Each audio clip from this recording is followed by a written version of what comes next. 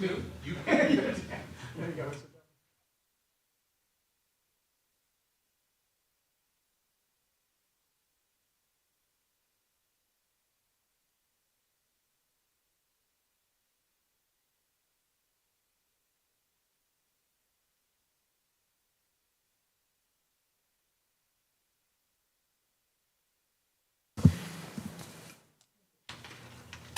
Should I round these guys up?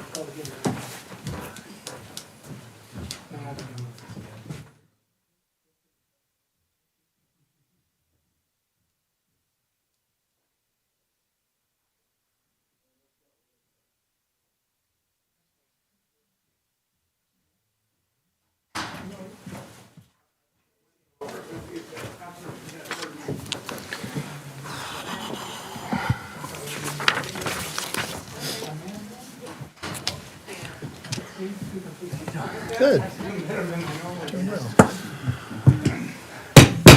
All right, I'm going to open the regular city council meeting for the city of San Clemente for Tuesday, February 21st, 2023. Before we see if there's any comments, I want to take a point of personal privilege to open the meeting in memory of Gene Stivers, who is obviously the father of our city council employee, Miley Stivers. Gene was a lifelong San Clemente resident who served as a city lifeguard in his early years. That counts for a lot in San Clemente. From there, Gene went to work for the harbor department, spent countless years as a commercial fisherman, fishing the waters of San Clemente, Dana Point, and beyond.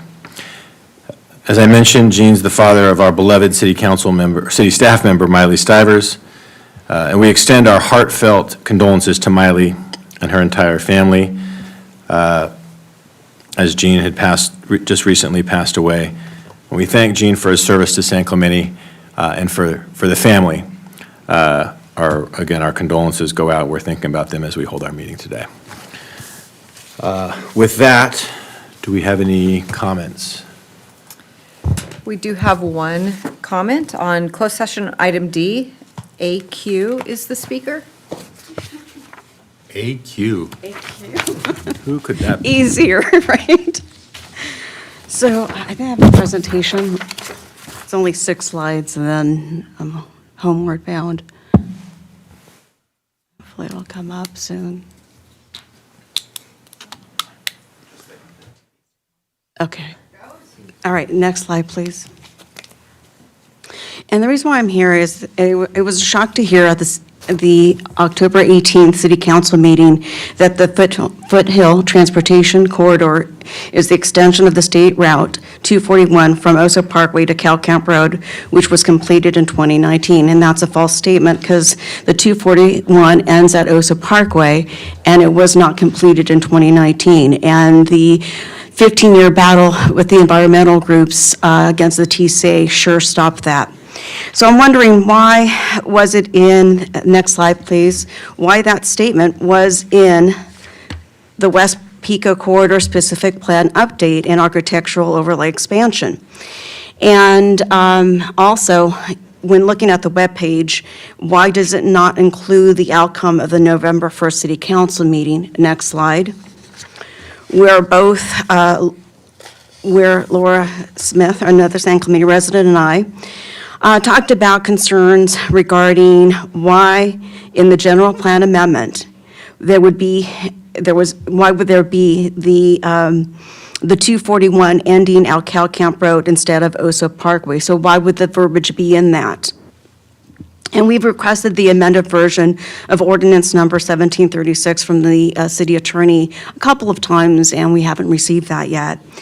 And at the time, the direction of the city council was to eliminate any reference to the SR 241 extending past Oso, and that was completed in 2019, that it was not completed in 2019, sorry. Next slide. So when I started looking into this, I had to look at the May 3rd City Council meeting of last year, and I wondered what happened then. And the city attorney mentioned the settlement agreement with Save San Onofre Coalition. And the city attorney mentioned that the alignment that the TCA had proposed is removed from all city and county general plan documents.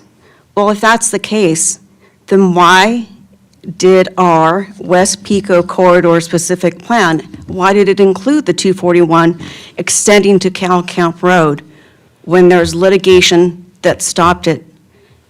And that was a 15-year litigation.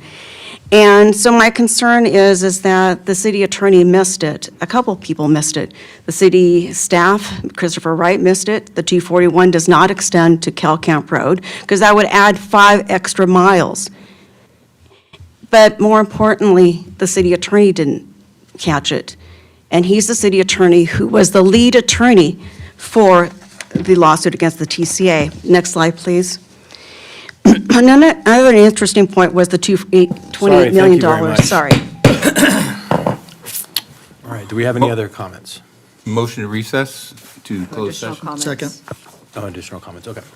We have a motion and a James, second, no block. All in favor? Aye. Any opposed? No.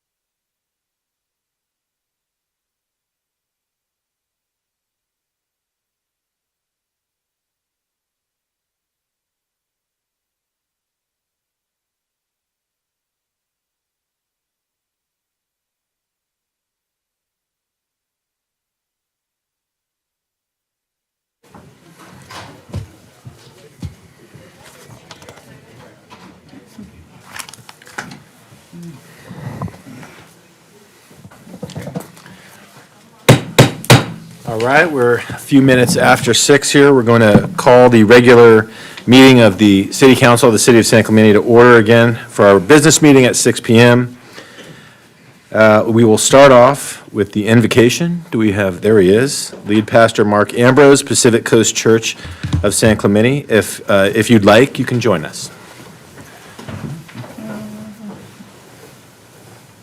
Lord, we just want to pause before jumping into the meeting tonight and acknowledge you and your presence, and just thank you for the town we live in, and I just thank you for this leadership team, the city council, and I just pray that tonight their decisions would be your decisions, and they would lead in a way that's just better for the community. It's never easy to lead people, and so I just pray for wisdom, insight, and unity.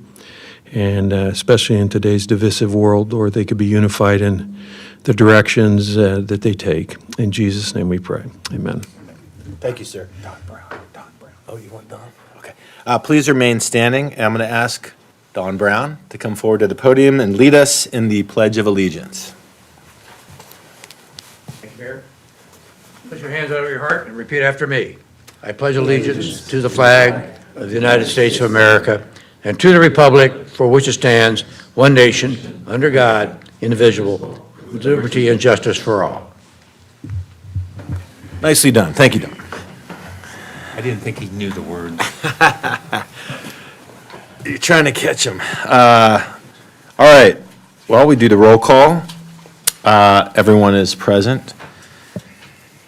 I do want to acknowledge before we start in on special presentations, Laura, we do have our new city manager, Andy Hall, here at long last from Imperial Beach. Please give him a round of applause. Super happy to have you on board, Andy. Thank you, Mayor. Glad to be here. It's been a long month. Glad to be here. And Andy just recently had another grandchild, and so he's got a lot going on, but we are also really happy to have you here, Andy. All right, on to special presentations. And do we have our January update on homeless issue? All right. Yes, and Adam, Yes, sir. enlighten us. Thank you, Mayor. It's been a very active subject, as you know. Yes, it has. And So we're going to have a presentation and then any comments after that? I think that's the right order, right, these days? Yeah. Okay. All right, well, good evening, Mayor, members of the City Council. Adam Atamian, Deputy Community Development Director, here with the Community Outreach and Engagement Report for the month of January 2023. Next slide, please. So January was a great month. Our community outreach team was in full swing.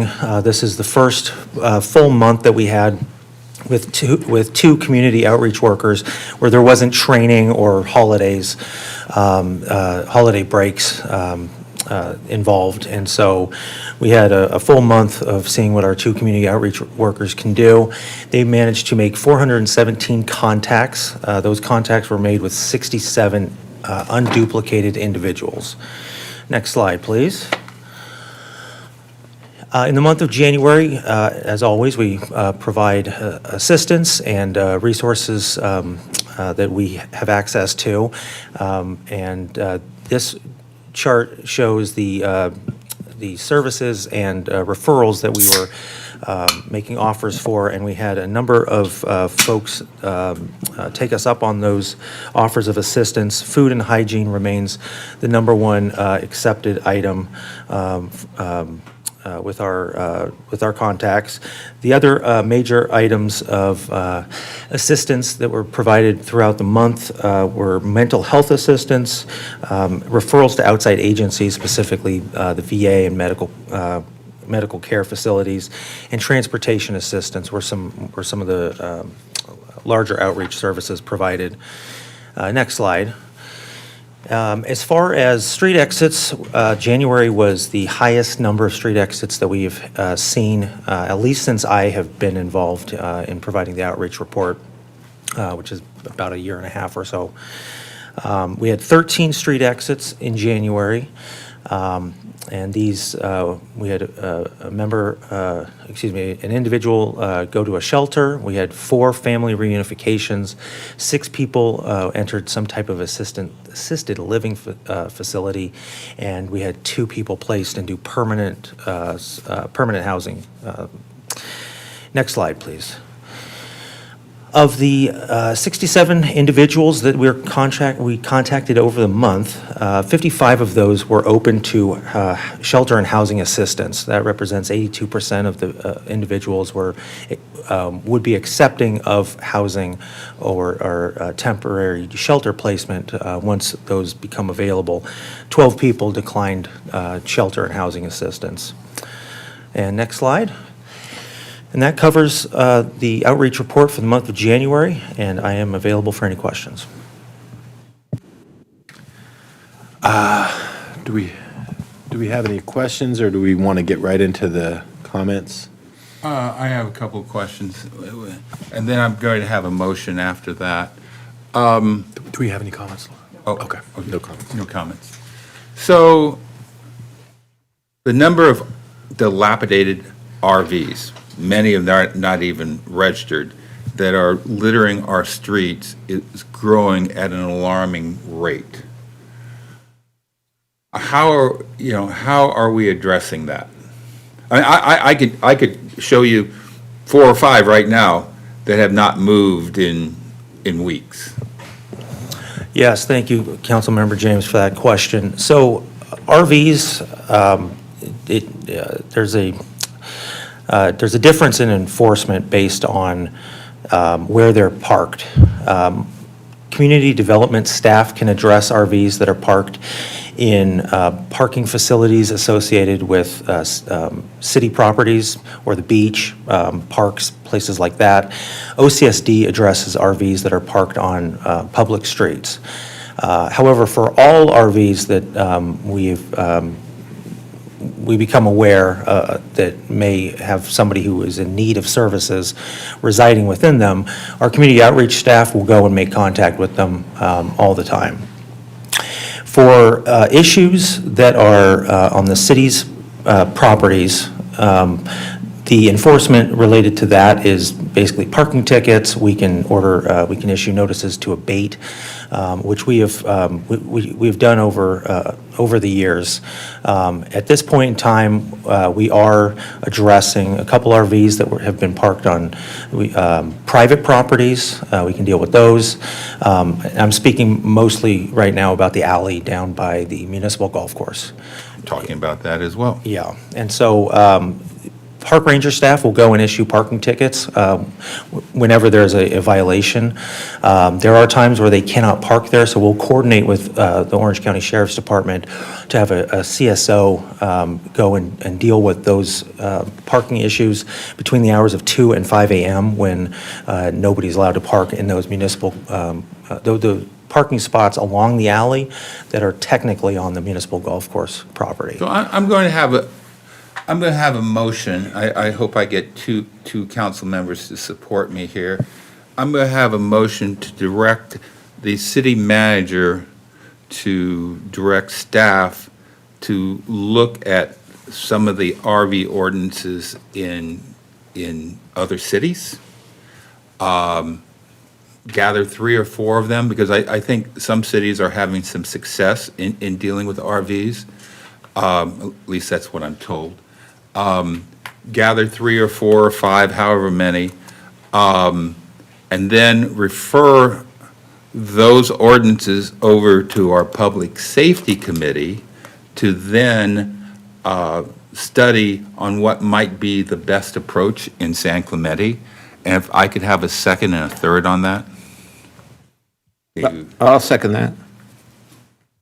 And, yeah, I'll provide the third. Is this, Adam, within the purview of the Public Safety Committee work plan? They have a work plan project that is about e-bicycle and traffic safety.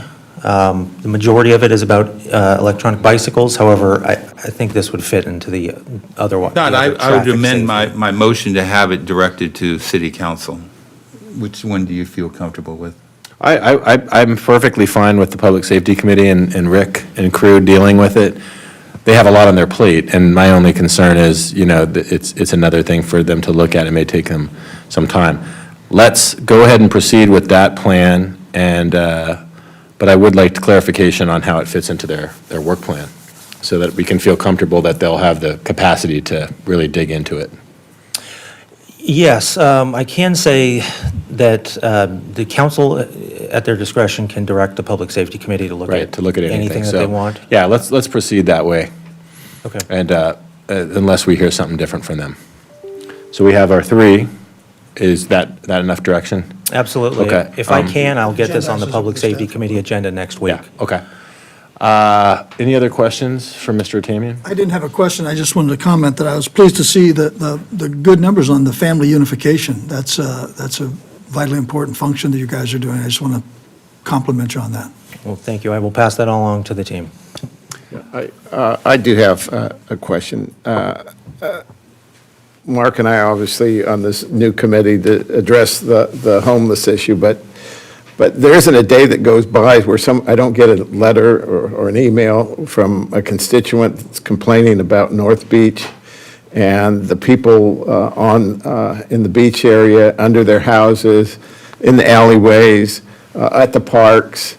And I understand, the contact that you make with them, but how does that contact and the new staff, how does that translate into resolving the issues and you've seen the same emails, I'm sure, that you get from the city constituents of ours, complaining about something that really needs to be done. Well, I forwarded it to him. If he doesn't get them already, I'm sending them to him, so he's got them. But other than getting our report on, we're addressing it, and I, for the sake of the public, I should say we are working on it. It's not as if we're sitting here not doing anything. Part of what we've done and I tell you about all of us on the city council, we've hired a new city manager, we have a new chief of police, and all of them are sort of coordinating together. Our city manager is working closely with the sheriffs to institute new procedures. We have an agenda item today to create new staff. So there is a lot going on that the public doesn't see, but could you help the public understand some of what you're doing that is addressing the issues out there? Because there's a lot of concern, and it's growing concern. Absolutely, and I appreciate that question, Councilmember Cabral. The outreach team, and I'll start with that, is just one part of the city's, I'll say, multi-pronged approach at addressing homelessness. Our goal is to encourage and obtain somebody's voluntary willingness to not live on the street. And our outreach team is there to provide any resources and assistance that we can to help that occur.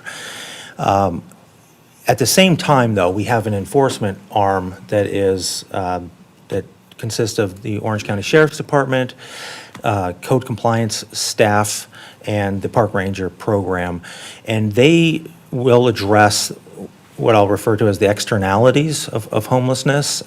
It's difficult to live on the street for any period of time and not violate municipal codes. And so my staff will go out and deal with that, with those enforcement issues in conjunction with our outreach efforts. But we want to make it clear that we're looking to help people through outreach first, but deal with the nuisances in a way that addresses the community's concerns. Thank you. So I saw those numbers of people saying that they want help and they're willing to receive that service. Could you walk me through a little bit how long that takes for them to receive that service and what are impediments that are there from helping them to move off the streets? Thank you for that question, Councilmember Enmeyer. It's a kind of a moving target as far as the timeline goes with finding people either temporary shelter or long-term permanent supportive housing. Right now, it's looking like about a 6 to 12 month process to get people into some type of facility where they're not living on the street. From time to time, there are certain opportunities that open up. There are certain shelters that are available to a specific group of people, either like females or the elderly. And so there could be opportunities that pop up from time to time. However, it generally takes a couple weeks to get somebody in line, to get them all of the documentation that they need to be able to enter into one of those facilities. And that is generally what makes up our community outreach team's case management hours, is assisting people to put all those ducks in a row so that when something becomes available, they've got it. One of the other things that they do is they will try to match people to housing. What that generally results in is a voucher for housing, and then we'll attempt to help people find housing using that voucher. That has become somewhat difficult over the last 6 months or so. Then do we have any vouchers that they can use in San Clemente, or is it elsewhere in the county? We are able to provide some connections, referrals to our partner agencies or organizations that can provide motel and hotel vouchers. Those come along with a plan to get that person somewhere else after the hotel or motel that they enter into. A lot of those are dependent on funding, and we don't control that funding. So that would be the only time that a voucher would apply within San Clemente, unless somebody can use a housing voucher to find a unit in San Clemente for less than the value of that voucher, which is exceedingly difficult with the market rents in the area. So then with the case of Martin versus Boise,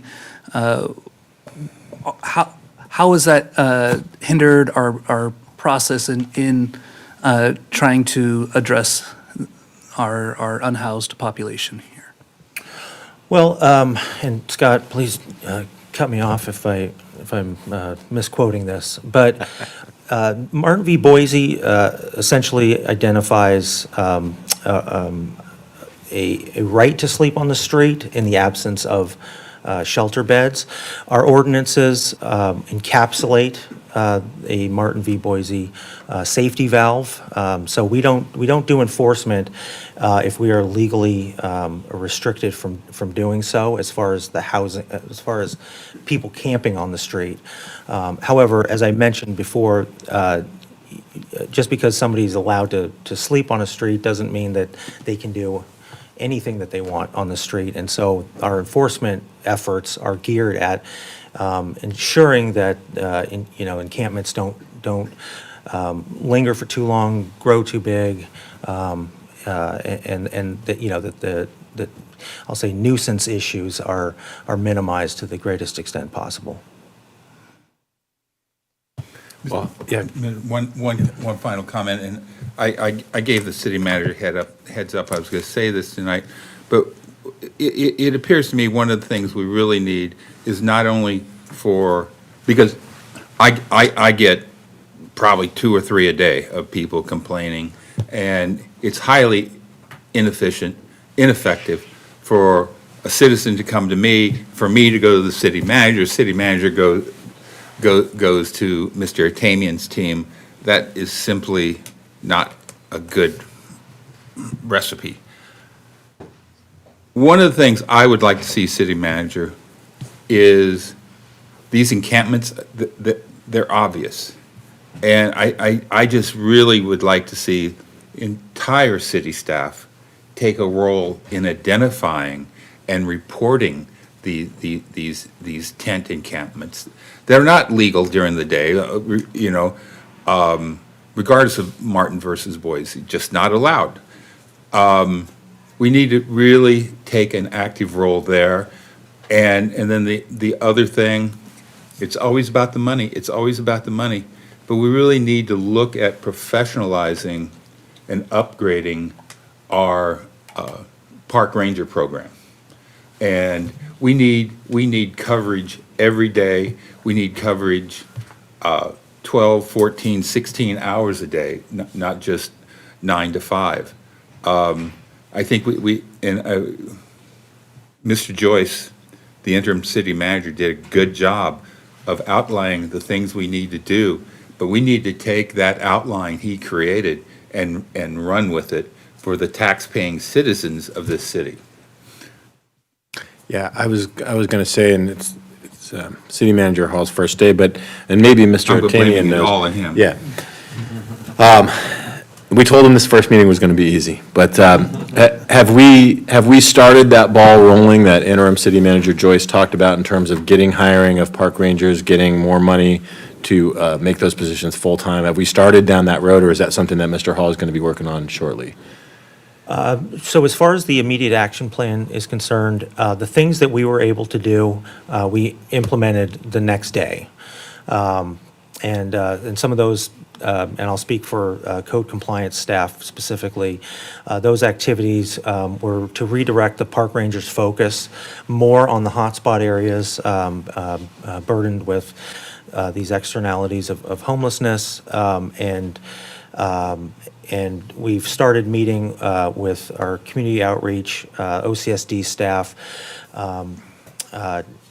in a biweekly fashion to make sure that we're all on the same page. And so far, my staff has reported a really great team being developed with OCSD and just basically approaching this with an all-hands attitude.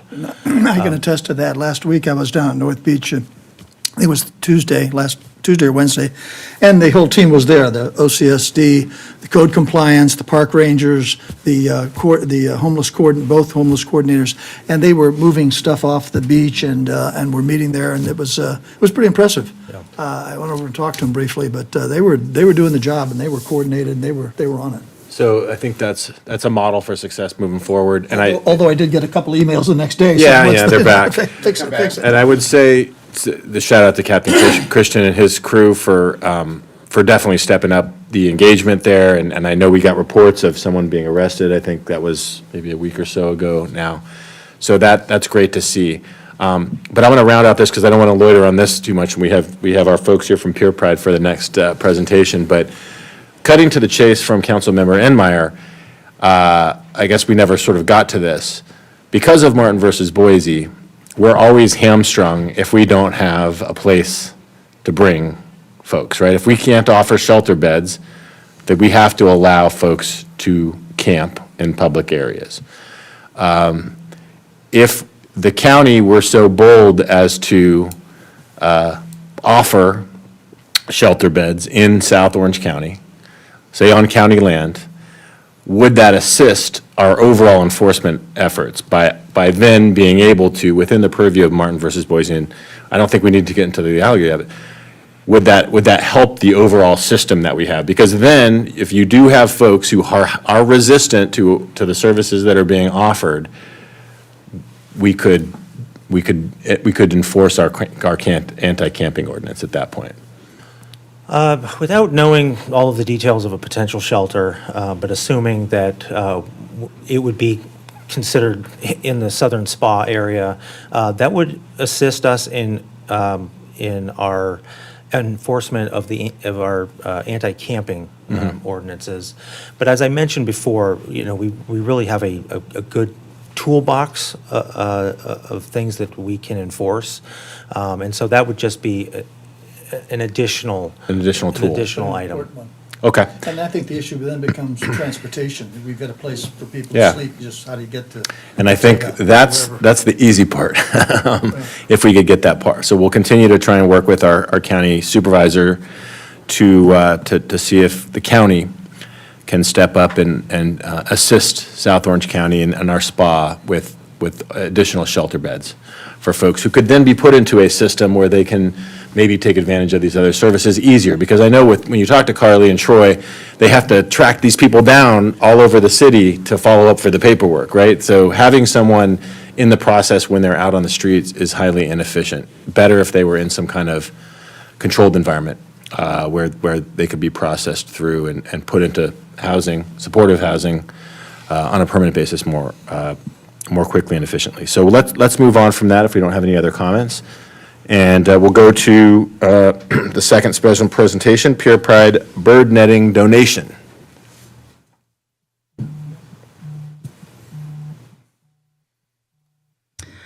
Good evening. Is this on? Can you hear me? Okay. Good evening, Mayor and fellow City Council members, and welcome, Andy Hall. We're very excited to have you here, and we look forward to working with you. My name is Amber Gregg, and I happen to be the Vice President of the Pier Pride Foundation, and it's an honor to be here before you tonight. We do have a donation we'd like to present, but before we do that, we'd like to take a couple minutes to tell you a little bit about Pier Pride and what we do in the community, and also share that with the folks that might be listening at home tonight. So with that, if we can go ahead and start the PowerPoint presentation. So first off, happy birthday. Not only is the city 95 years old this year, but so is the Pier, and we're very excited to celebrate all the amazing things that the Pier has added to the community. And so what that means is it's just one big party all year round, so we're very excited about that. But what exactly does Pier Pride do? Well, we are a nonprofit organization, and we're dedicated and working in partnership with the city in order to keep our San Clemente Pier beautiful and reminiscent of its historic self of 1928. We were formed in 2016, and we were formed when we lost our redevelopment funds from the state. In recognizing that there was a funding gap there, Pier Pride Foundation was formed. It's important to note that we are a 100% volunteer organization, and that is a huge thing we're very proud of in this community. Next slide. So we strive to do two things. One is to help bolster the city and provide a funding mechanism in order to keep our pier looking beautiful, and also to provide a link to the community to find out what their needs and wants are. But because we have such a great relationship with the city, seeing how you own the pier, we've been able to execute a beautification project every single year since we've incorporated. And that is no small feat when we're talking about volunteers getting those efforts together. So we're very proud of that, and you should be very proud of that as well in order to support us. So we have such a good relationship. City Council actually declared October Pier Pride Month to help bring awareness of the pier to the community. So we're very excited about that, and we have a lot of events that happen during that time, but we'll get into more of that in just a moment. Next slide, please. So again, another part of our efforts is outreach to the community, and so last year's survey, we did check in with residents and see, has anybody noticed an improvement to the way the pier has been looking in the last 5 years? And we are very excited to hear that 86% of the poll takers did note that, yes, the pier was in much better shape than it had been in the last 5 years. So again, something we're very proud of, and you should be very proud of as a return of investment on your CIP programs here dealing with the pier. So thank you very much. And on there, you'll see a couple quotes of things that people love about the pier, whether it's residents or visitors, that just really solidify how special the San Clemente Pier is to this community. Next slide. But we also wanted to know, what can Pier Pride do in the future in order to help support pier efforts? And over 50% of vote getters actually said that they really want to enhance the underpass there that goes under the railroad in terms of both drainage and lighting, and also getting at safety. So we'll be very excited to come back to you in a couple months with a project that we think will really help facilitate that. So stay tuned for that one. Next slide. So how can a volunteer do all of this work? Well, we have great sponsors, and we couldn't do it without them. So we have a lot of communities, longstanding large business communities, but also a lot of donations from just individual residents here in the community that really want to make sure that the pier is here for generations to come. In addition to that, we're always on the lookout for grants in order to help our funding. So right now, we're currently working with the California Coastal Conservancy, and that's to help our next year's project, 2024 project, to expand the bicycle parking project. In addition, we have the events that are fundraisers, but also to help create awareness in the pier. And then we also take online donations from those who just happen to be on the pier and see a QR code and visit the website and give us a donation. So every donation is always helpful. Next slide. So as far as dates, we do have a couple events coming up this year. On May 18th, we're going to have a Yacht Rock Sunset Cruise, and that'll be on Dana Pride. So we get aboard the Dana Pride at the Dana Point Harbor, and then we sail around the pier at sunset. We have a band, tasty beverages, good friends. It's a good time, so please mark your calendar for that. And then in October, as I said, that's our Pier Pride month. So we're having a fisherman's exclusive sunset dinner on October 5th. Then on October 7th, we have the pier jump with marine safety, and there's our mayor jumping off the pier right there, so thank you very much. And then on October 18th, we have like the Future of the Pier that's held at the Costa Romantica. So for more information, you can visit our website. Next slide. And so thank you so much for your time, but before I leave, we are very excited to offer a donation to the city, and I'd like to invite my fellow board members up, and we have a check we would like to present to you in the amount of $10,000 to go to those bird netting efforts to help improve our water quality at the pier. So thank you very much. Yeah, you need to explain how Don Brown can be on every different committee and commission and organization in the city. Yeah, we try. I know, we're very, very excited to have him.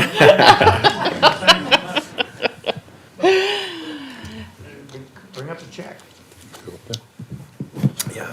Let's all go up for the photo op. Another opportunity. Yeah, my pleasure. Are we going to go in front of the I think we'll face this way. Which way you want to face? Over there. Well, this city behind us. the city seal behind it if we can. How you doing? Good. How you got it?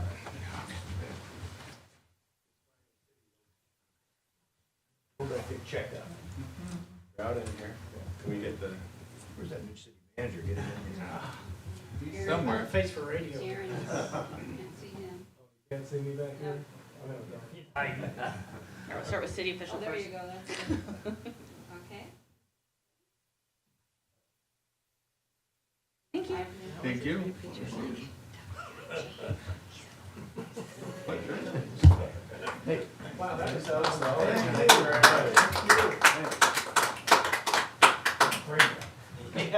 I'm keeping this.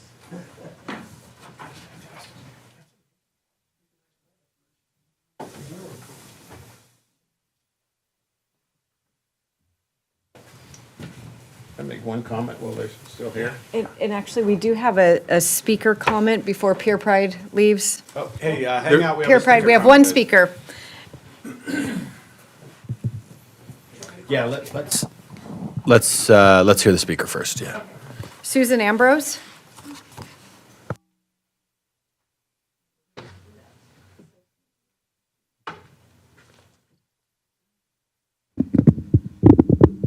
I keep drinking.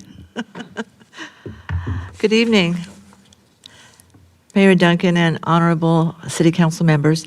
I am here tonight to give compliments to your employees.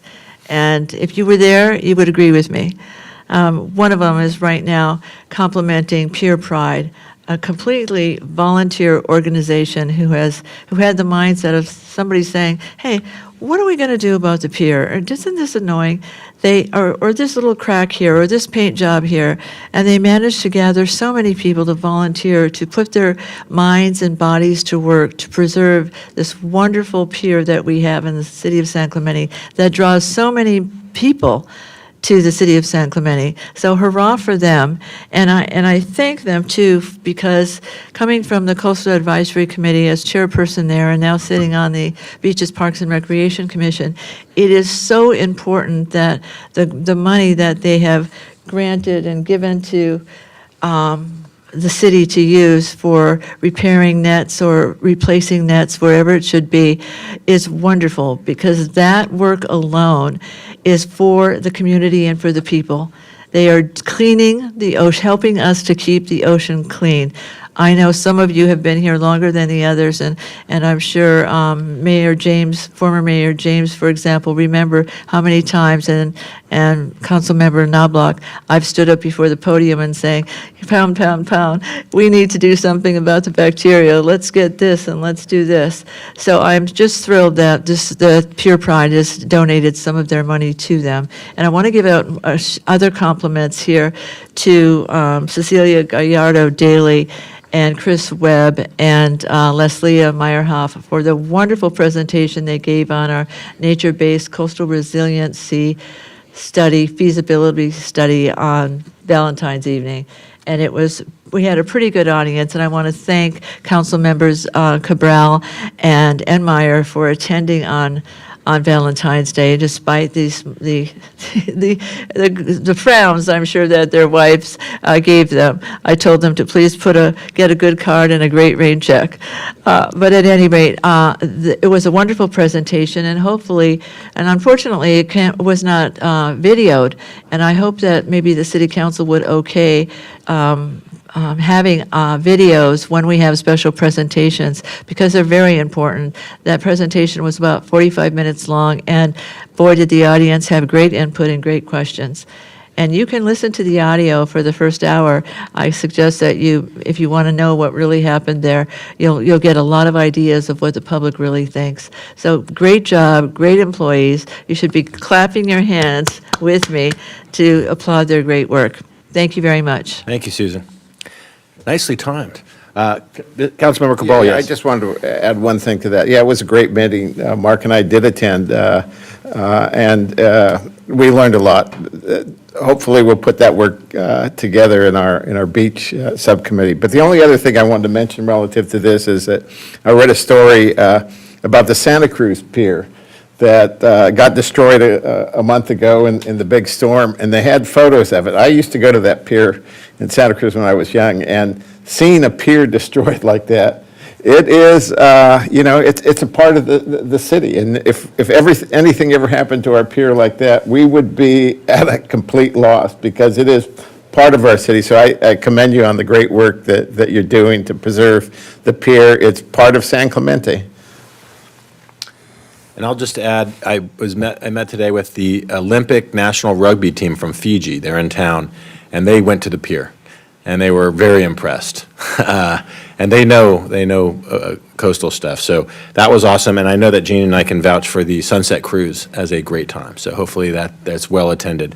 Thank you all really so much for the contribution there for the bird netting. Much appreciated. And thanks for all the work you do. And you ain't seen nothing yet, right?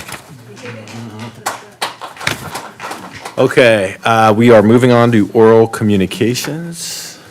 How many cards do we have? We have two speakers. Just two, okay. Just as a reminder, oral communications are 3 minutes. As soon as that red light starts blinking, that's your time. Please stop talking, and this is our time to hear your comments. So we're gonna listen. We don't answer questions. We're here to be receptive to the comments from the public. First speaker is Paul Simons.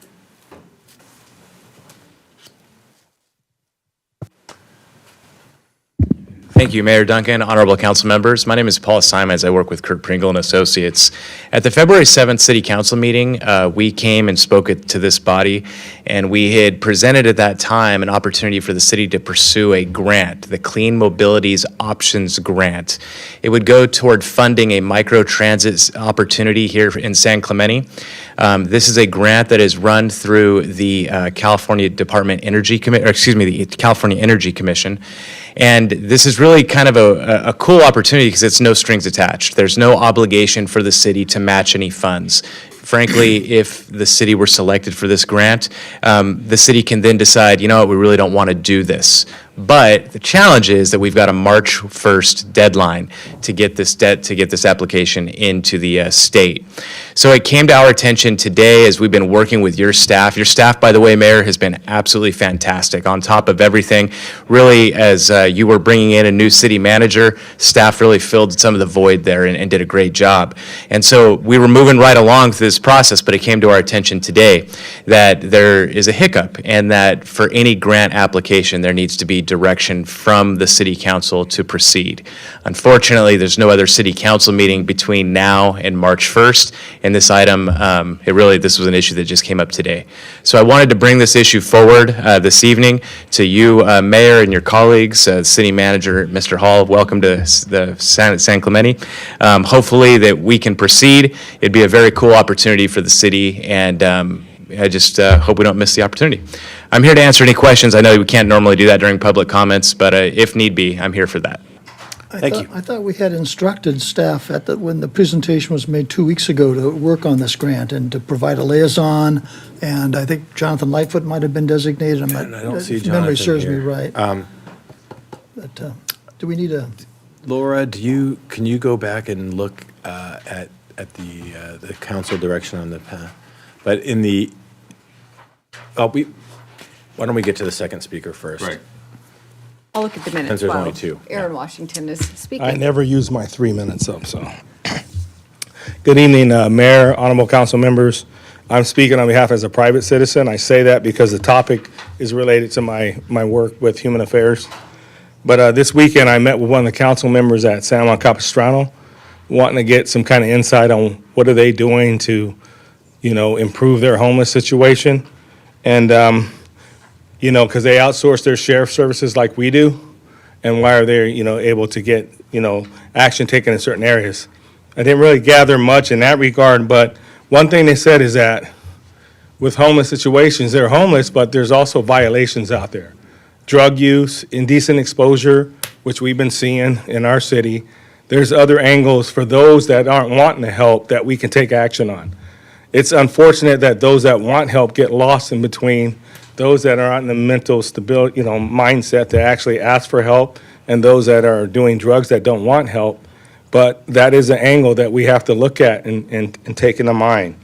I look forward to the new city manager working with the new sheriff and us, actually doing something. And I'm not being harsh and mean and I don't care about anyone, but those that don't want it and, that don't want the help, we need to take action on those, that are out there using drugs. So also, I know you're getting a lot of emails and stuff. Please consider putting a link on the webpage for us to get updates on what you're doing.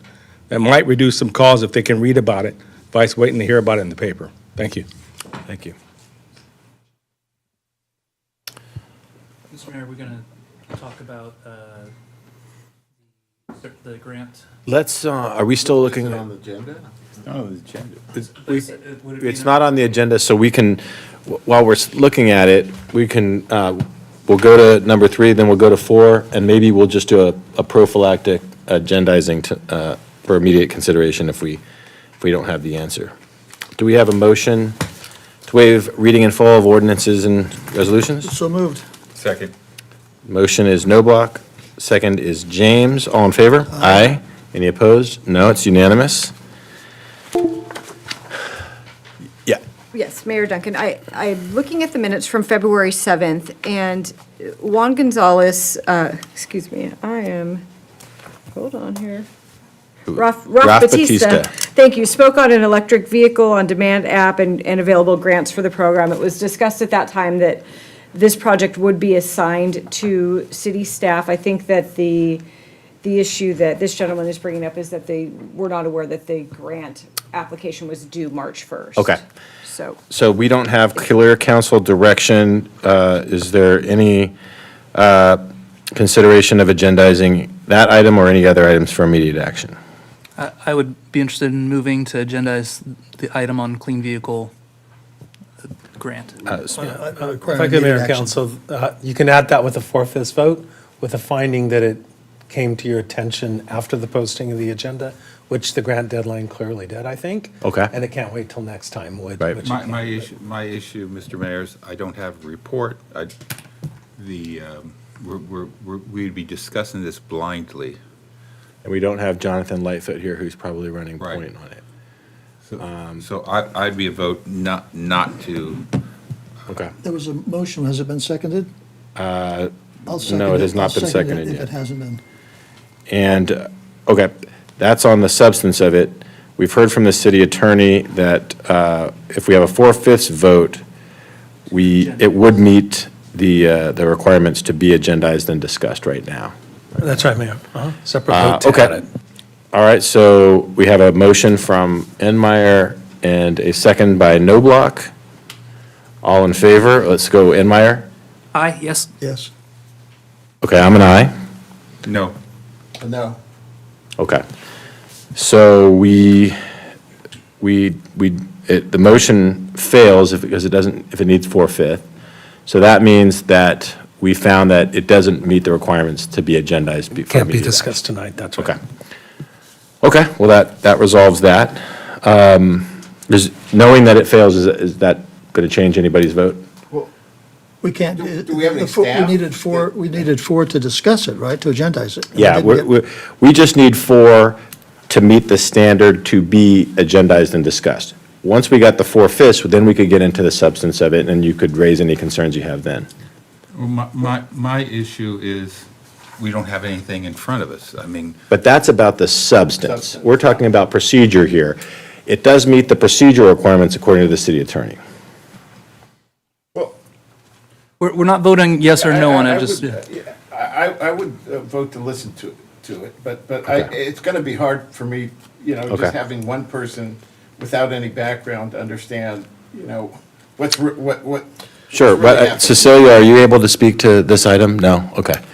We don't have any, Zach? So I Okay. almost think it's futile. That's probably Sure, what I okay, would've but I done. think we do meet the requirements. We have a motion in a second. We do meet the requirements for discussion and immediate agendizing. So if you're willing to change your vote I'm to an aye. willing to change my Okay, vote. so now we have the 4/5 with James being the lone dissenting vote. So we are able to discuss the item. And do we have any staff here that can speak to again, what we're talking about here is whether council will give direction to submit a grant application that we have heard staff is working on.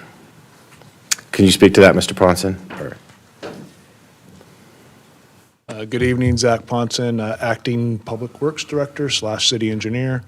I did speak with Jonathan Lightfoot briefly before this meeting. My understanding of this grant is that it opens the 1st, you have until the 24th. Our understanding from the person who spoke earlier, though, is he thinks that all the money will be used up the 1st. So the technical window for the grant is till the 24th. Okay. we meet on the 7th. Sorry, Okay. the 24th of March? Correct. Okay, so we could come back and vote on this on the 7th and still meet that guidelines for the grant Right. Correct. The risk would be that the funds have already been granted to someone to else. other cities if we don't. Yeah, I think at the last meeting, there was a PowerPoint presentation, a short one, but a PowerPoint presentation talking about the money. This is grant money. It's to be used for microtransit. It ties in beautifully with our trolley system to get people into the trolley system or to other venues. Doesn't cost the city anything. It's free. I don't call it free, no tax money's free, but it's grant money that would be given to the city for the city's use, at the city's discretion. And that is something that could be managed under the city manager. And I thought at our last meeting, we had instructed the city to pursue the grant request under the management of the city. I don't know with Sean leaving if somehow that fell between the cracks or what, but I think it's a no-brainer. It's something that helps our citizens. It's free state money, and it could be continued or it could be terminated. So I'd rather be at the front of the line than the back. So I could be supportive of pursuing this under city manager's tutelage. Just as a point of order, we usually would take this under new business, but we have such a light calendar, we're going to discuss it right now. And we got the 4/5 vote to do that. Any other questions for Mr. Ponson? If there's no questions, is there a motion?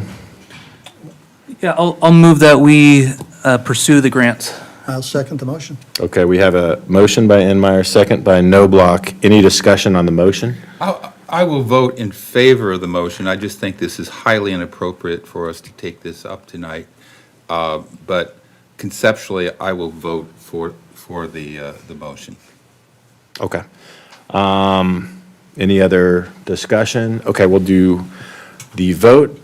Enmeyer? Yes. Noblock? Yes. I'm an aye. Aye. Aye. Okay, it is unanimous. Thanks, Zach, for stepping up. Thank you. Appreciate it. Okay, moving on to the closed session report, the city attorney. Yeah, thanks, Mayor and Council. There was no reportable action taken in closed session. If the minutes could note that I sat out item D for a financial interest, I'd appreciate that. All right, thank you. Onto the consent calendar. And do we see whether the public is pulling any before we check Yeah, amongst I ourselves? have nothing pulled from the public. Okay. I'm going to pull E, 6E. I'm going to pull 6D. I'd like to pull K. We're not going to hit 8 o'clock tonight if we keep pulling these items in. Just saying. Right now, I think we have D, E, and K.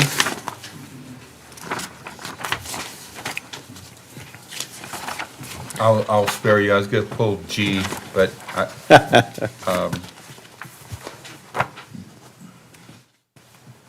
But you're not going to pull? no, I'm not going to Okay. pull it. All right, do we have a motion to move the balance? So moved. Second.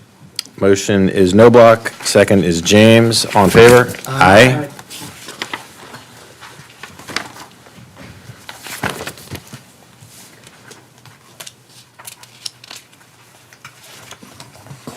D. All right, so we're going to D, contract amendment for senior mobility program.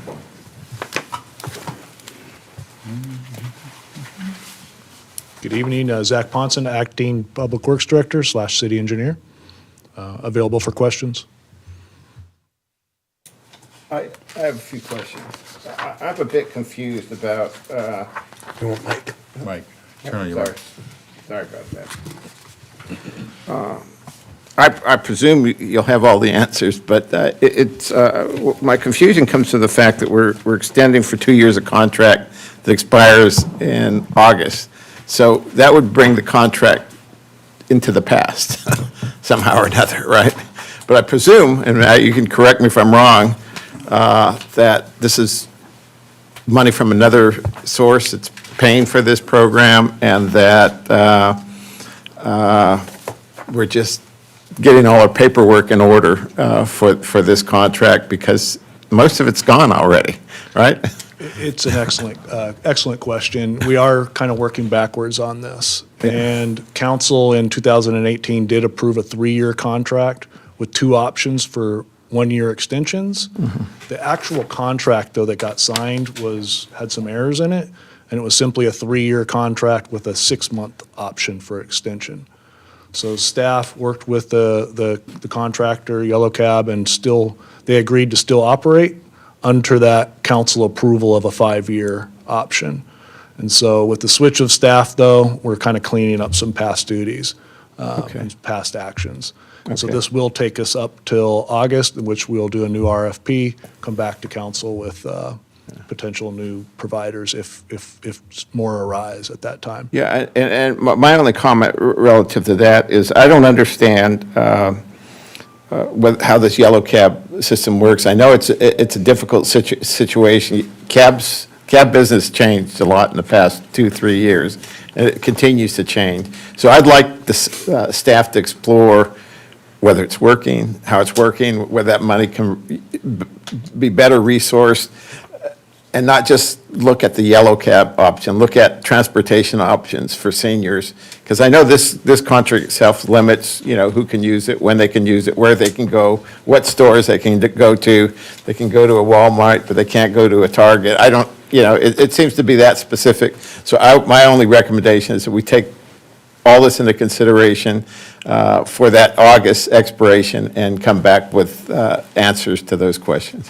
And we did note in the staff report also, we do plan on coming back before then to potentially expand the program, because this is an 80-20 funding from OCTA, where they fund 80% of this, and it is a very well-received program. It's just a matter of, do we have enough cabs here when the peak activities and events happen?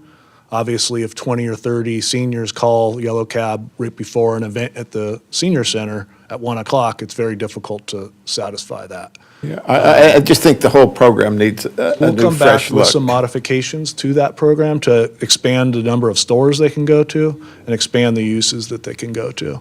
Because we Exactly. actually have more funds than we're actually using in this program. Will this So- be part of the new RFP that you would be looking at these My expansions? understanding is we'll actually come back before then. Before And then, then, okay. when we do that RFP, it will actually include all that new expanded scope already in it. And then that way, you've already approved that expanded scope. So when you come back, we can talk about the things that Councilmember Cabral is talking about and give you formal direction on things that we would like to see in the program. Correct. Okay. Thank you very much. No problem. And any other questions on this item? We have a motion? Motion to move it? Victor? Yeah, I move to approve. Second? The motion is Cabral, second is Noblock. All in favor? Aye. Any opposed? No, it's unanimous. All right, item E, contract amendment and supplemental budget appropriation for tree maintenance. So I pulled this. I have some concern here on this additional $50,000 supplement. One of the things we were warned about from other cities was that West Coast arborists would come in low and hit us with additional charges. I don't think we've seen those additional charges yet, but it was something that I've been watching. And then when I go to the contract, the base contract is for $290,000 for trimming services, and then Are we on E? E. Yes, E. So the base contract is for $290,000 for tree trimming services, plus a supplemental contract of $60,000 for emergency tree trimming. Now we're going to get hit with another $50,000. And as I go through the contract, I cannot find a schedule of charges of what any particular service costs. So I'm intrigued on how we got to the storm damage this year has cost $153,000. And then there's supplemental appropriation, another supplemental appropriation of $50,000. I'm not sure there's enough in this staff report for us to vote on tonight. I would feel much more comfortable punting this to the next council meeting so we have a more comprehensive staff report. Can staff address any of the concerns raised by Councilmember James? Yes, council members, this is Brian Fields, Maintenance Operations Supervisor. Please step a little closer to the mic, sir. Yeah. Brian Fields, Maintenance Operations Supervisor. Thank you, sir. As far as going over the cost of the supplemental, it was solely due to the storms and the trees falling, and we had to remove them. Cost to remove trees, you incur additional costs in the contract, which mobilization fees, I don't have the contract in front of me, so I can't recite. I can give it to you. It's on the back page, it'll list all the prices, but we can, it's different for removing an emergency tree that's fell down than just your standard trimming. They gotta move a crew to wherever the emergency tree fell. The cost is approximately double what a normal tree trim would be. Did we have that cost with Rod's Tree Service? Yes, there was but on average, we lose about, like 7 trees a year because of storms. This year, we're at 47 trees. So, Rod's, their prices are comparable, but in this type of emergency, we would be in the same boat. And part of this is we require that they do it. We don't have the capacity to do this ourselves, really. No, it's not safe for us to do, and we don't have the equipment or the staff to do it either. Okay. I just need a more comprehensive staff report on this. Question. Yes. Who makes the decision whether the tree is a total failure and needs to be removed? Our city arborist, Steve Fritsch, he goes out, does an assessment. He's not affiliated with West Coast No, Arborists? he's a city employee. Okay. West Coast has arborists as well. Many of these trees we're talking about in this report, there was no question, they were down. Yeah, I also had a little concern with this. We normally use, according to the report, 5 to 6 trees a year. We lost 47. I just want to make sure that wasn't West Coast Arborist's decision to take those trees down. No, these were down trees, like We've had other really severe windstorms in the past. It's amazing. This is almost a 9 times increase in the number of destroyed trees. That's very, very unusual. I've been in this position 8 years, and you are correct. It's normally 5 to 10, somewhere in there. This year, we were losing, in a couple of those storms, we lost 17, 20 trees in a 2-day period. Anecdotally, on the municipal golf course alone, I think there was 9 to 10 trees down. And those aren't included in here. That's a totally separate. That's totally separate, but yeah, But those yes, trees they- have been there forever, and they were down, so. Lost, I believe, 17 in one storm.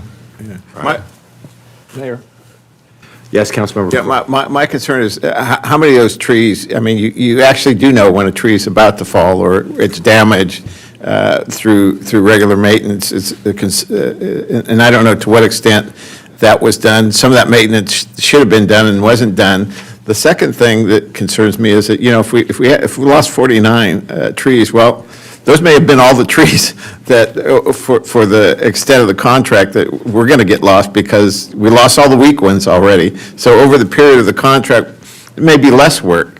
So those are the concerns I would raise. Any of the trees we lost were old. They'd been around for years. I mean, we lost a few at San Gregorio Park that were massive trees. We lost one at Maxburg Park that was one of the biggest trees in town. That, these trees are 100 years old, and they do have a lifespan, and when you get strong gusts of wind that come through.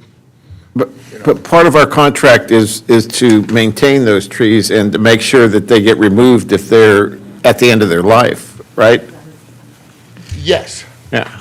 But Instead of coming in on an emergency basis. You can only visually inspect the tree and give your best. There is no safe tree. Yeah. Tree can come down at any time. You can do an arborist report, inspect the tree, inspect the trunk, look at the canopy of the tree, and everything looks healthy. And you get a storm and it's down the next day, and there's no real reason why. With this year and these particular trees and the increased cost, it had a lot to do with the amount of rain and then the winds that followed the rain. The ground was loose and saturated, and most of these trees are massive trees, and they gave. Do you get the sense other cities suffered through the same issues? Do you have any knowledge of that? Other cities? Yes, other cities. Yes, there's been a lot of, almost every city, I'm not privy to their contracts, Right. but yes, there's been a ton of trees coming down. Okay.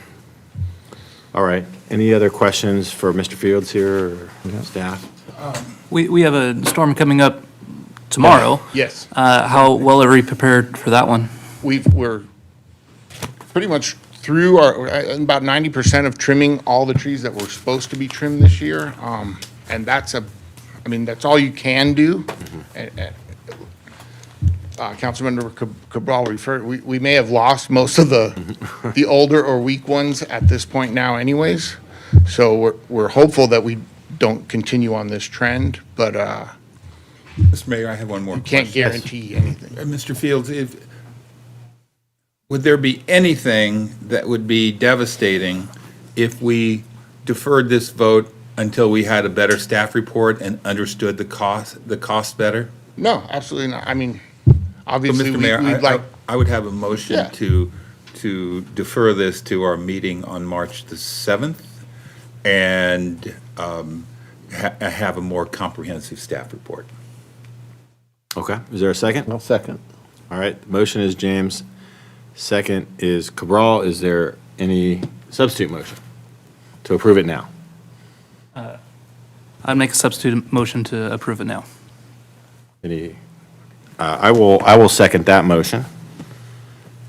So we will take the substitute motion first. Oh, Mayor, if I could just interject, you have to take the procedural motion first, the motion to continue first, and then you can come to the substantive. Oh, because it's a motion to continue, not a substitute Procedural, motion. yeah. Okay. Thank you for that. So I would ask, what possible harm is it to have all the information in front of us to have a vote?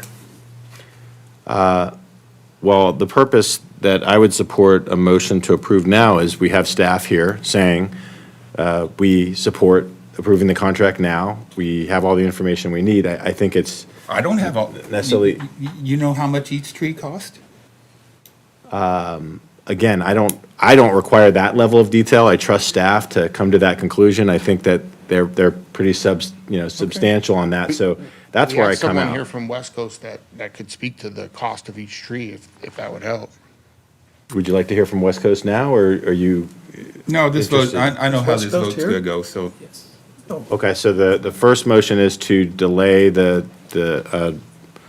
this item until the next meeting. Councilmember Corral? Aye. James? Aye. I'm a no. No. Nope. Okay. So that motion fails. And we still vote on the substitute motion? Yeah, the underlying motion now. Okay. Is right for consideration. The underlying motion is to go ahead and approve the staff recommendation for item E. Councilmember Cabral?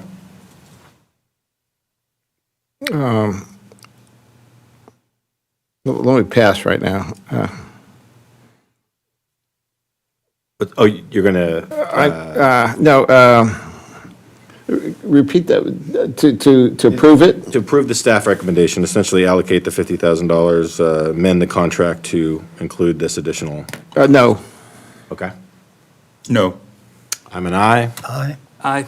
Okay, that motion passes. Duncan, Knobloch, and Meyer. All right.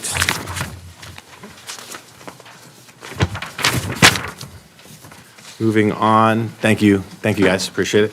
Moving on to item K, contract amendment for maintenance services. I asked that this item be pulled, and primarily my question and concern had to do with the area. I think this is an important function, we need to do it, but the amendment describes the area in question, and it describes El Camino Real from Palisado to Presidio, both sides of the street, and so forth. You read that in paragraph 2.2 of the amendment. But I guess what I'm suggesting is, I'm a little concerned that we're limiting this work to just those areas, number one. And number two, the time that the services can be provided are between, I think it's 7 a.m. and during the regular workday, 8 to 5 or 7 to 6, something like that.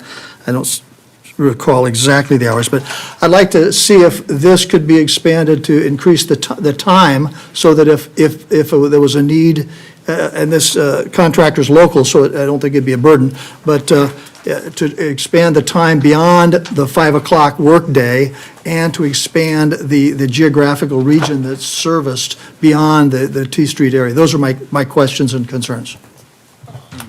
Brian Fields, Maintenance Operations Supervisor. Thank you for your question. There's two parts to that contract. To the mic, sir. The first part of the contract that you're referring to, the T-zone, is just for pressure washing and trash cleanup. The amendment is for inspections along the beach, North Beach, and hotspots that were addressed by the previous city manager. So you've got two different things. The time in the 7 a.m. to 10 a.m. is specific just to pressure washing in the T-zone. So we're not doing it in the busy hours of the day. The inspections themselves are, as you said, basically 9 to 5. With Randy Little or myself's direction, we can change those hours. Like you said, it's a local contractor. If we get called late in the afternoon, we're not going to say, oh, sorry, we don't do that after 5. The contract, does the contract then need to be amended to include the flexibility time-wise? I was just concerned that with the says- time frame, it's 10 minutes after 5, someone says, sorry, we're not responding because we're 10 minutes over. It says in the back, I think on one of the last lines, that at manager's discretion, and Ed is privy to that. We've had discussions with that. We can make it. Okay, you don't see that time issue as a concern at all? If something happened at 7, 8 o'clock at night, 9 o'clock, that, No. One, we have on-call staff that would get that call, and if it was deemed they needed to call Ed or the contractor, we would do so. One caveat to that is we haven't got any calls in the evening hours to clean up until now. mostly in the morning. Right, People show and up then for work. we normally wouldn't go out and do any cleanups at night. I mean, it's kind of dangerous. We might cordon off the area and come back in the morning, but to be But cleaning up. if there was a need, this contract doesn't preclude you from doing what needs to be done. Okay, those were my concerns that's the only concern. I appreciate you addressing them. I'm prepared to make a motion unless anyone else has Any questions. other discussion? Okay. Okay, I'll move we approve the item. Motion is Noblock, second is Cabral. All in favor? Aye. All right, it's unanimous. Thank you, guys. Thank you. All right, no public hearings, no unfinished business, no new business. Don't get used to this, Andy. And do we not do oral communications part 2 because we didn't hit the limit, or do we still have that open? We still have it open, but I do not have any All right, cards. okay.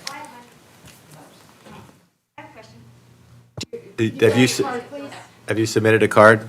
Oh. Okay. Okay. Yeah, you can come up. Oh, okay. Okay. Thank you. Glad I came tonight because it's a short meeting. Hi, I'm Tawny Burns. Sitting here tonight, it reminded me, listening to you guys, about 15 years ago, I was at a city council meeting with my son. He was working on his Eagle Scout project. And the council was discussing on the 5 freeway, they were going to ban at Vista Hermosa, no 5-axle semi-trucks from 10 p.m. to like 7 a.m. So you see the sign currently on the 5 freeway.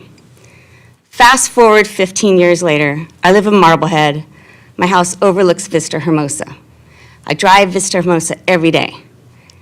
Those 5-axle trucks that are there in the middle of the day when the kids are going to and from school, it just puts a pit in your stomach. Because you can just imagine those kids walking home from school, they shove each other. Then you got the issue with the e-bikes, the young kids on e-bikes that don't know what they're doing. I've always wanted to come to city council and ask the city council to look into it, banning 5-axle trucks on Vista Hermosa. Because actually I did work for my father's pallet company and I helped supervise the semi-trucks and we had a repair shop.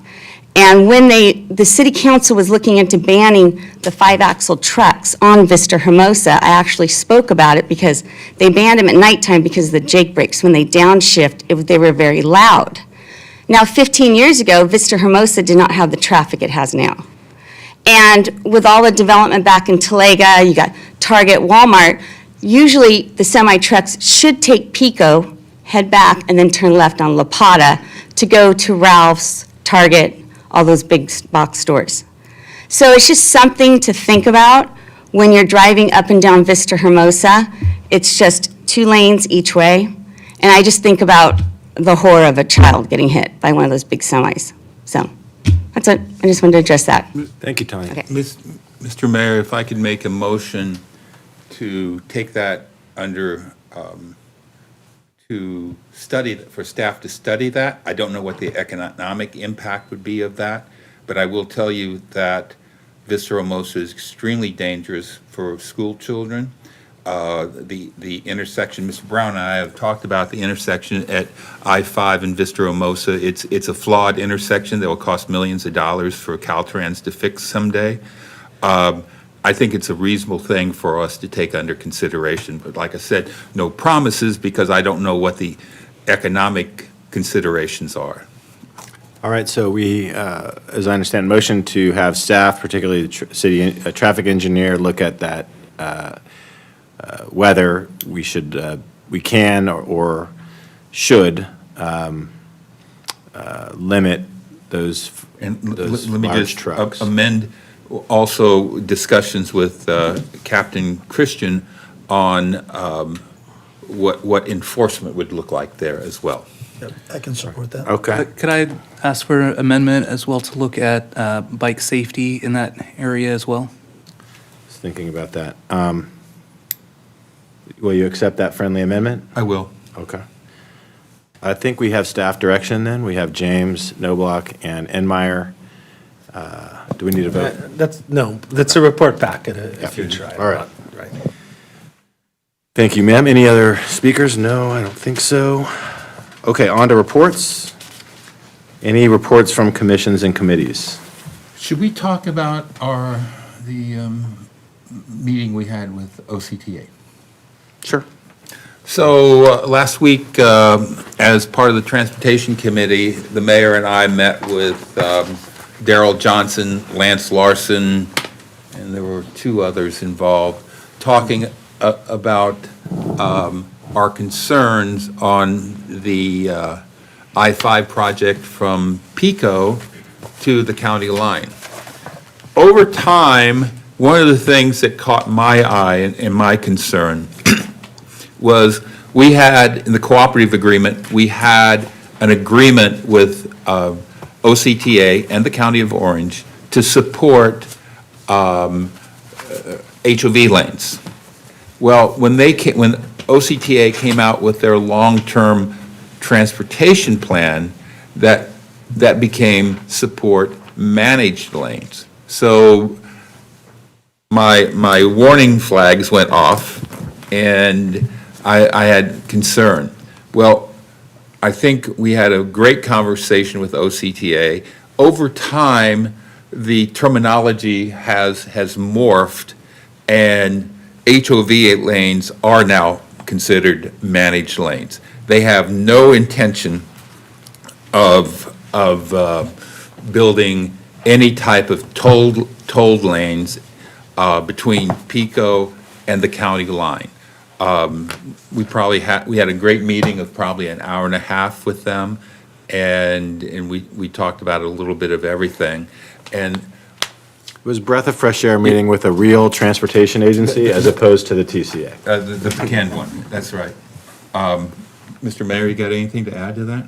I thought it was productive. People are going to have questions about this project. It is well off in the future about expanding the footprint. That's not something that has been decided right now, so there's still plenty of time for public input there. I'd just say that it was productive. It was nice to have really a transparent discussion from the Orange County Transportation Authority about what their role is in it and why this project is moving forward. It's really, this is really the last stretch, they said, at least in South Orange County, where you don't have the HOV lane. So that would be the logic there. It's a huge project. Our bridges will have to get modified in that section, so certainly a lot to think about. But I came away thinking we've got at least a partner who will hear us out, who's interested in what San Clemente has to say about it. So I think we'll have a chance to have our residents and our council really have input in it. So that was good. And there will also probably be some sound walls put up, actually sound walls replaced with better sound absorbing material as well. So there's a number of good things about it. With that being said, they have their objective and agendas, and we have our objective and agendas, and we'll have to keep a very close eye on it and manage our partner.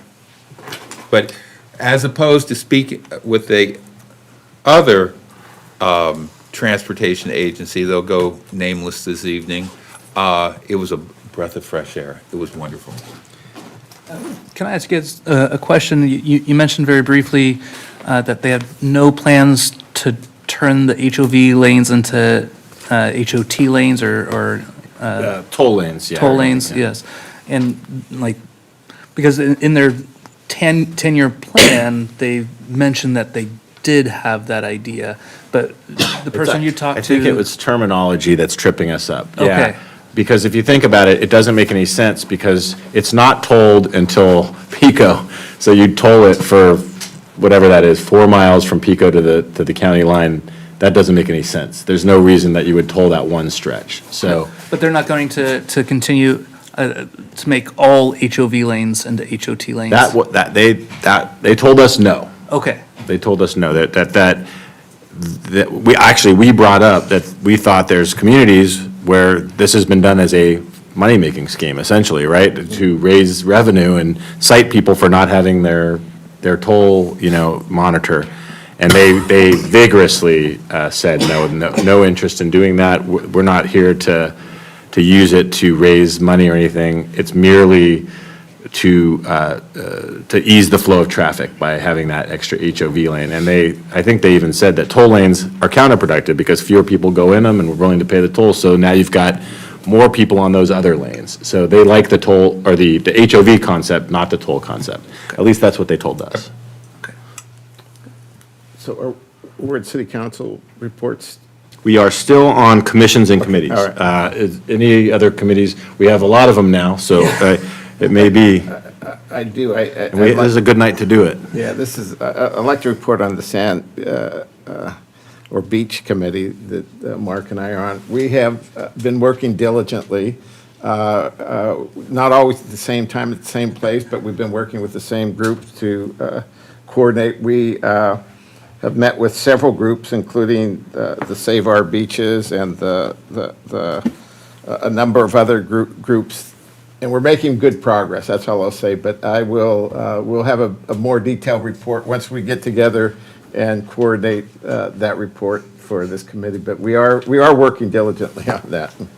Yes, and I think we have a big collaborative meeting coming up with Save Our Beaches and hopefully with City and something that's on the, I don't know the exact date, but it's coming up.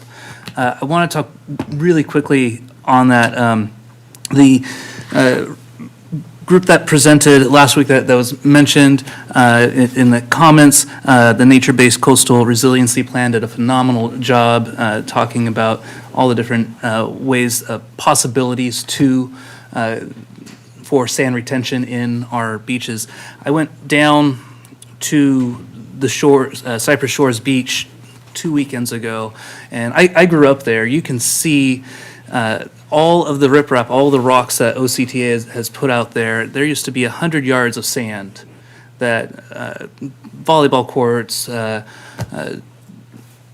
fire pits, everything, and that's just all gone. And just something to think about is as OCTA dumps those rocks on those beaches, it speeds up the process of our sand being taken out to sea.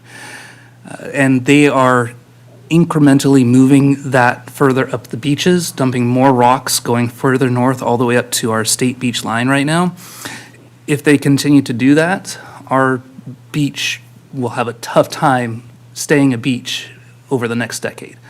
So that's a major concern, and I'm hoping to work with staff and with Victor to stop, or not stop, but to work with the California Coastal Commission, with OCTA, to make sure that we're doing this in a responsible way, that our beaches aren't going to be mitigating or having all this sand loss. So.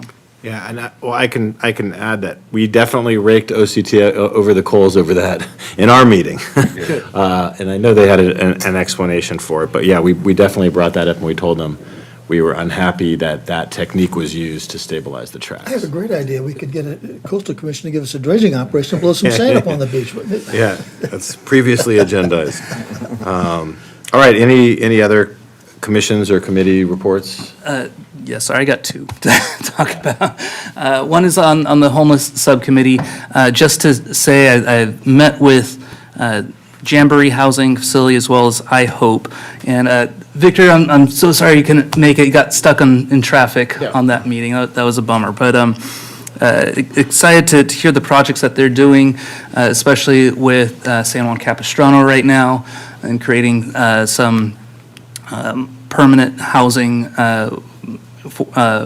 low-income housing or transitional housing. Also, looking forward in the next few weeks, we are going to be creating, or we have on the books, a roundtable discussion where we're going to be having OC sheriffs, city personnel, Orange County personnel, the nonprofit organizations, as well as faith-based organizations, coming all together to work things out, to figure out what can be done moving forward in looking at comprehensive approaches to our homeless situation. So I'm looking forward to that in March. Great. Any other subcommittees or committees? Sorry, I've got one more. I'm sorry. Working with Las Palmas Elementary School. There's an issue there on Friday, Saturday, Sunday nights, even over the weekends. We're getting a lot of people hopping the fences. We're seeing vandalism. Things are getting destroyed there.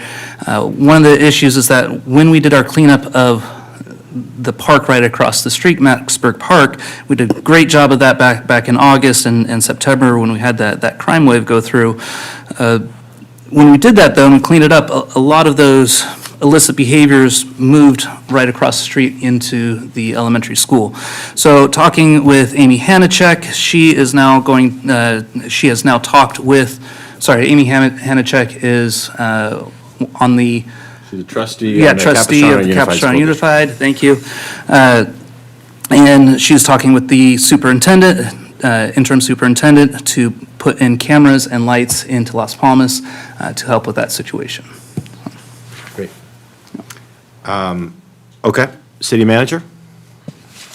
It's my big moment. Yeah. I just want to let you guys know that the previous city manager did approve a pavement management system update in the amount of $46,600 with NCE. That's my big announcement for the night.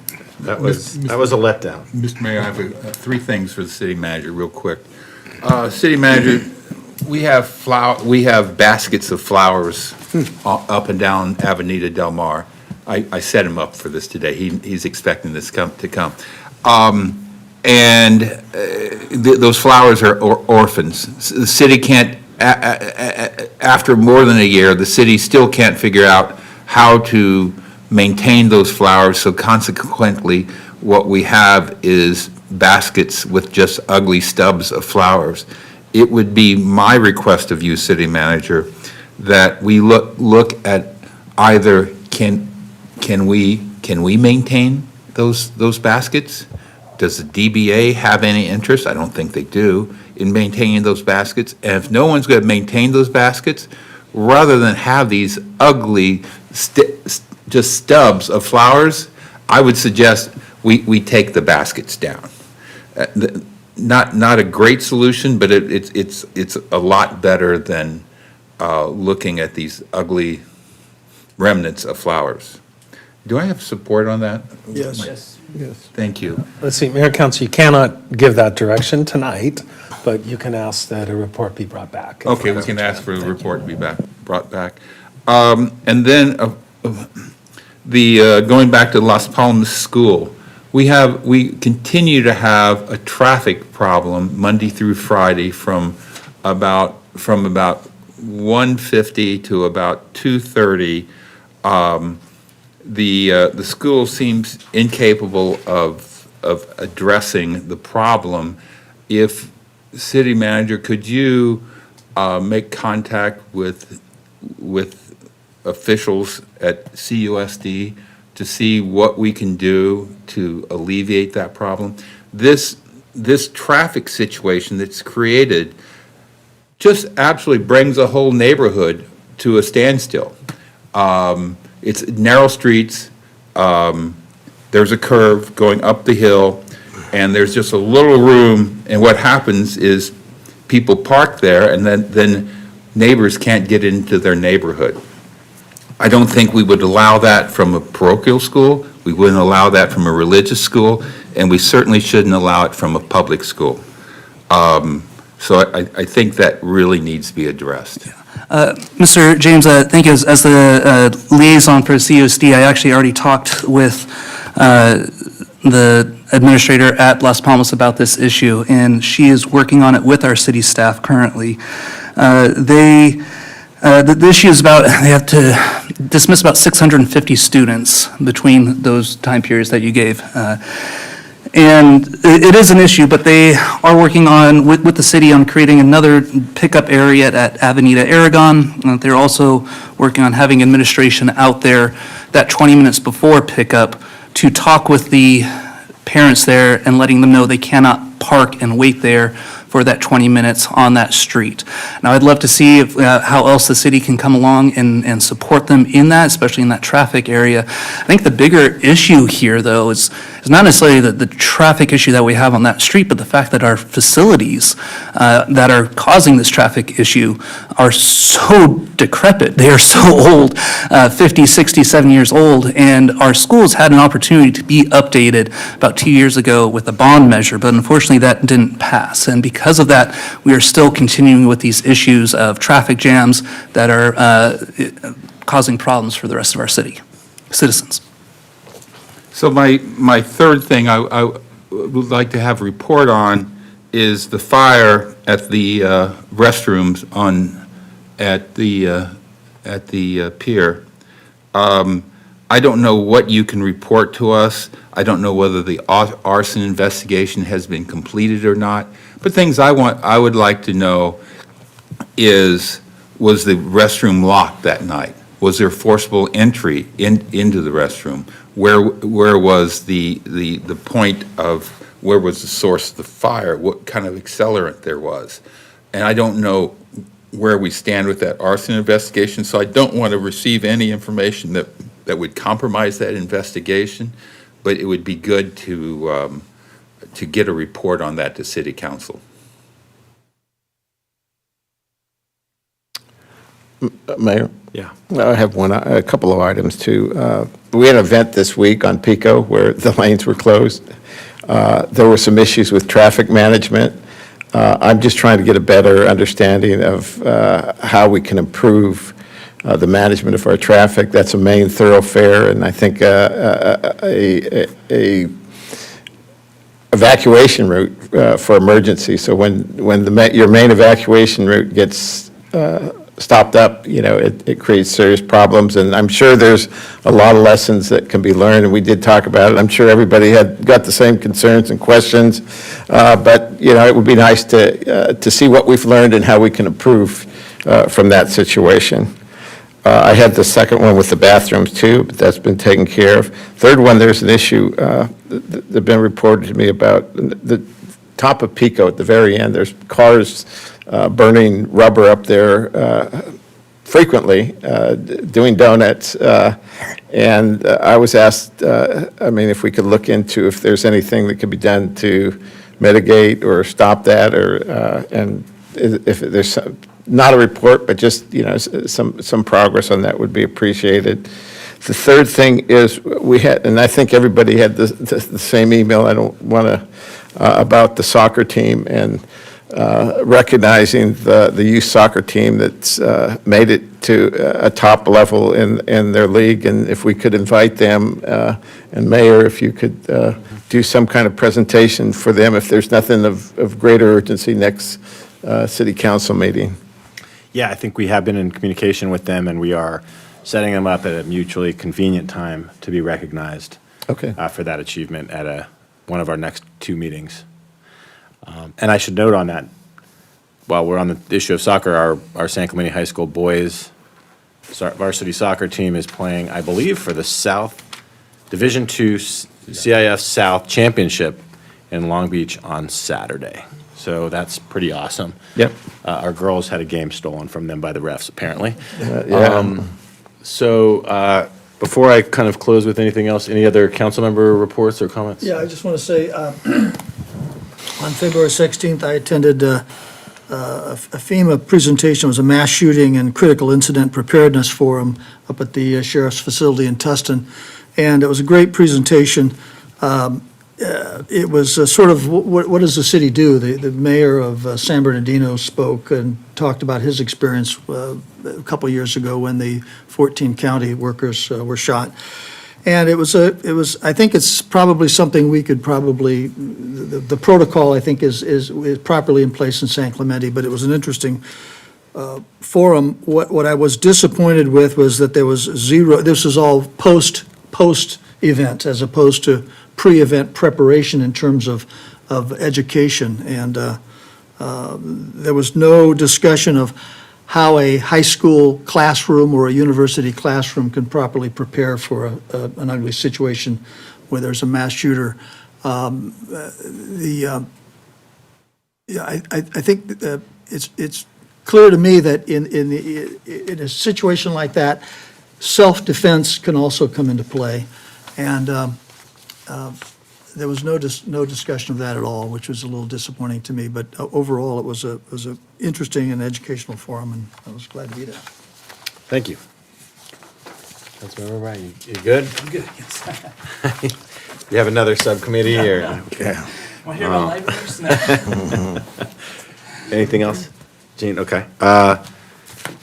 So I have been asked to talk about our Leadership San Clemente program, which is coming back after many, not many years, but a few years of a hiatus. And it's a great, really well-appreciated program in town. So the City of San Clemente is pleased to announce the return of the Citizens Academy, known as Leadership San Clemente. 2023 program is free to San Clemente residents, will take place every Thursday from 6 p.m. to 8:30 p.m., commencing on April 20th, 2023, at the Red Fox. No, just kidding. Each class, each class will focus on a different aspect of San Clemente's municipal government, which will include general government, finance and administrative services, community development, public works, beaches, parks, and recreation, fire services, and law enforcement. So you get the whole gamut there. Final session will take place on May 25th, 2023, and will include a tour of the city. If you'd like to participate in this year's class, you can call 949-361-8200 to request an application, or log on to our website, www.san-clemente.org, to download the application. Because the applications are accepted on a first-come, first-accepted basis until the class limit of 18 participants is reached, everyone should apply as soon as possible. And is that available now, Laura, for people to apply? On Thursday. Thursday, that's right, okay. I have a question in regards to that, Mr. Mayor. Yeah.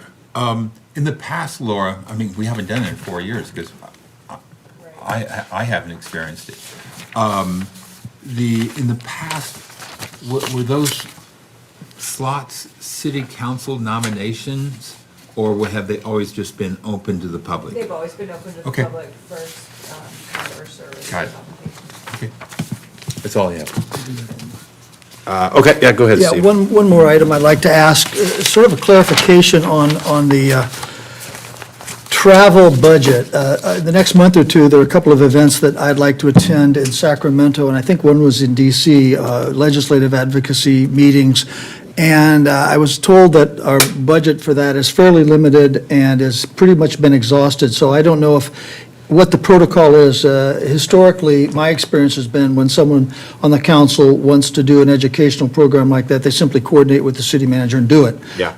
But I just wanted to find out if that has changed. Am I going to, if the funds for the council educational/travel has been expended, do we need to rebudget? What do we do to go forward? I guess I just want to make sure in the next month or two, I'm not bumping into a wall. In the budget, there was a bucket. There is. I think it's like $5 or $6 grand or something. Yeah, it's not a lot, but there's some there. Do we need to agendize this for discussion? As someone who's largely responsible for exhausting the budget, I think our budget was far too small, and I think we can talk about that in our budgeting sessions. But do we need to agendize a discussion of how we can move money around to make it available for council members to go to things in the interim? Yeah, if that's a line item, which I think it is, you'd need to agendize Okay, that. I will and tweak it definitely there. support that, and we have Enmeyer as a third to agendize a discussion there about how we make that happen. Everybody should be able to attend these different sessions. Okay. Cool, thank you, Steve. One more thing, there's the mayor's prayer breakfast on March 14th at 7 a.m. All right, put that on the calendars. Only thing I have under the council member comments is, did get an email from a concerned resident after the last meeting. He was concerned with some of the decorum at the meeting. One was the discussion amongst the boisterous audience, which we don't have tonight, but a lot of times we do. Yeah, these troublemakers up front over here. You haven't said a word the whole time, you're good. But I think what it is we can't necessarily hear the discussion here on the dais, but people in the audience are hearing comments about things that are being said, and they're not able to listen and hear exactly what's being discussed up here. So that's one concern that was raised. Another concern was us council members having a dialogue back and forth with people during oral communications and having that kind of mess up the flow of the meeting. I know that traditionally, we have not engaged with people during oral communications, and if you do want to engage, you ask permission of the mayor, and I think that's a generally good practice. So I think what I would like to agendize, and I talked a little bit about this with Laura, and she's given me a few samples from some other cities, is an item on looking at our procedures for running the meetings, comparing them to some of these other cities' rules on these particular issues, and seeing if we want to add to our rules with some of those formalized changes. Second. Okay. And do we have a third? Okay, Mayor Pro Tem. So we can bring that up, not a huge rush, but I think it's a worthwhile exercise. And we're not going to try and drag this out because we're going to beat our 8 o'clock kind of thing. So somebody wins the bet, I think. I said Steve. 7:30. You almost had it. I don't know what, I thought we were going to get that. But before we adjourn, I do want to adjourn tonight in memory of Henry Hank Snyder, who was a noted resident and passed away right before the new year. And so we're gonna adjourn our city meeting tonight in remembrance of Hank. So he passed away on December 20th as a result of a heart failure. Mr. Snyder and his wife Barbara, who were married for 68 years, were 47-year residents of the community, and followed his retirement after 28 years of active service in the U.S. Marine Corps. Upon his retirement from the Corps, Hank opened and operated a tax service business in San Clemente, serving clientele at 3 different locations, and then later relocating the business to Dana Point. He continued to own and operate his tax business right up until the time of his death. Those who know Hank know he was passionate about giving back to his community. He was extremely community-oriented, choosing to become involved in numerous local organizations, especially those that focus support on Marines and Marine Corps families at Camp Pendleton, and several others whose focus was on making our community a better place to live. He was a special man with a big heart, honor, integrity, and a strong desire to give to others as his guiding principles. Hank was generous to a fault with his time and his willingness to help anyone or any organization that needed assistance. He had an easy come, easy go attitude that fits well in this town, with a huge smile always on his face. Likable by everyone, he encountered his genuine kindness, and his service to our community were immeasurable. So we're going to adjourn tonight for Mr. Hank Snyder. Thanks for bringing that to attention, Don. Motion to adjourn? Second? And so I'll, if I can read that. Motion to adjourn to the adjourned regular meeting to be held on February 28th, 2023 at 4 p.m. for the purpose of conducting long-term financial plan workshop. The next regular council meeting is scheduled to take place on March 7th, 2023. Closed session will begin at 5 p.m. and the regular business meeting will begin at 6 p.m. The meeting will take place in the council chambers located at 910 Cali Negotio, second floor, San Clemente. All right, all in favor? Aye. It's unanimous. Thank you all.